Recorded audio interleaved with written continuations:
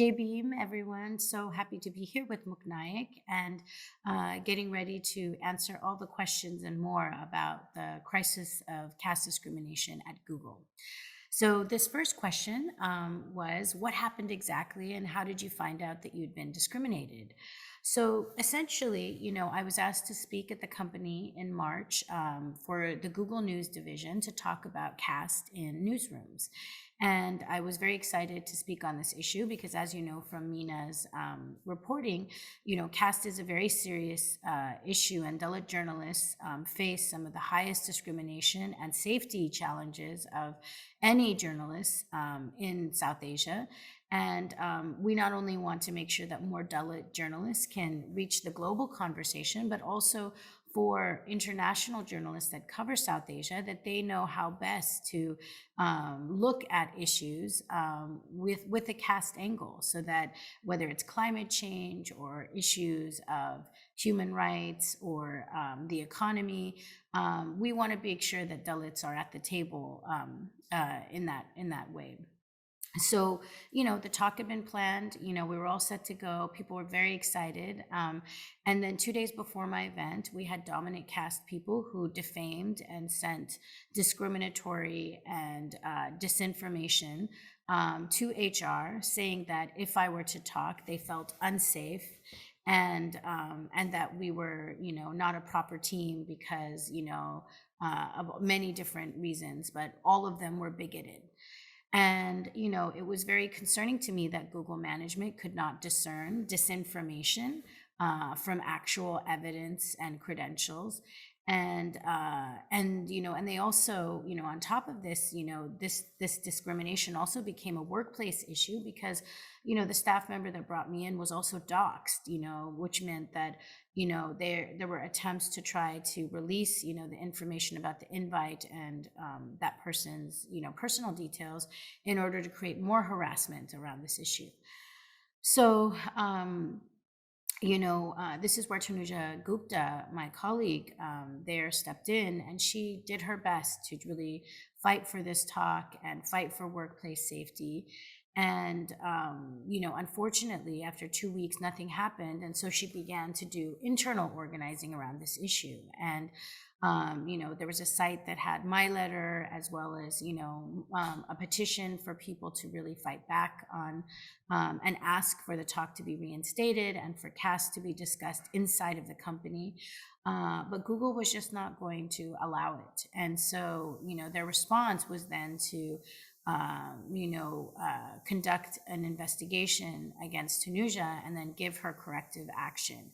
And this was basically a very difficult position that they put her in because she had been at the company for 11 years, was a stellar employee.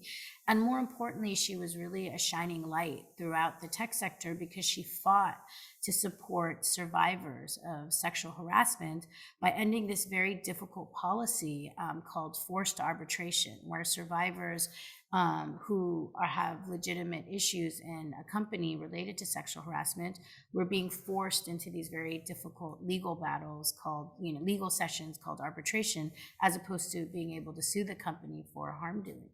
So, she was well respected across the United States. And so when she was given this set of actions, she very much, had to make a moral choice, and being someone who was deeply moved by, the issue of caste and also workplace safety, she chose to resign and to email all of the Googlers to let them know what was going on, and hence the global conversation about this issue. So, it's really important, I think, for people to know that, oftentimes like caste isn't very well understood as to what happens in tech companies, but we know that biased, companies create biased products. And, tech companies are very weird because they operate just like governments, but also not like governments. So it's not clear, like, do we have more rights as a citizen in a country where a company operates, or as a user.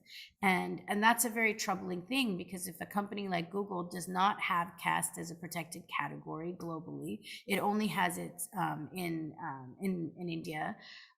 It becomes a really big issue, because anywhere that caste oppressed workers or consultants who work within the company are vulnerable to discrimination there.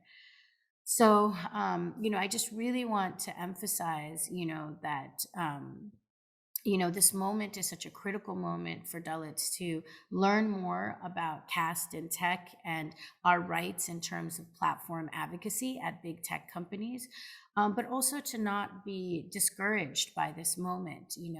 The incredible thing is that while Google did this terrible discrimination, act of discrimination, and in their minds, they probably thought that they were deplatforming me. They didn't understand that they were deplatforming all of our people.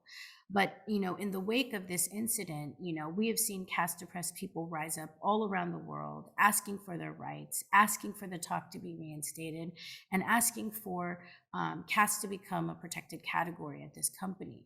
And I just want to reassure each and every one of you, this is a moment of hope. This is a moment of power.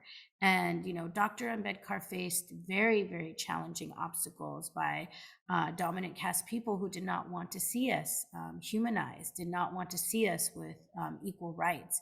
And yet he was never unfazed, and we shouldn't be now either. This is a time for us to speak our truth, to lead with empathy and mindfulness and kindness, and also show that the freedom that happens when we are able to really fully annihilate caste from our minds and our bodies and our hearts. So I just really want to, encourage people that if you have the ability to connect with someone who who works at Google, or through your reporting forums, let them know how unhappy you are about them stopping any discussion of caste. And also, what does it mean for caste equity to be considered when Dalits are not at the table? And I would say that there's nothing for us without us. And that really, with all diversity and equity conversations, you must have the oppressed peoples lead. And the fact that Google thinks that they can say that, caste discrimination is not tolerated within the company, while they're actively discriminating against Dalit contractors and creating hostile working conditions for workers who are concerned about these issues, it's the exact opposite. You can't say one thing and your actions do another. And, I still think there's a moment here for Sundar Pichai to really, take this moment of difficulty and turn it into a moment of action and learning and healing. And I think that if anything has shown, caste oppressed Bahujan people know, after centuries of living under this violence, we know that the only way forward to caste is that we must abolish it, unapologetically. And we must also know that we can lead the conversation on healing. Because one of the things I think that I really thought a lot about was the fact that people who were living in the United States, people who had very cushy jobs, because you have to think about the fact when people work at Google, they can make anywhere from like 150,000 US dollars and up. So these are people that are very well off and have the structures of support that they need, that a simple talk by a Dalit woman would make them feel unsafe.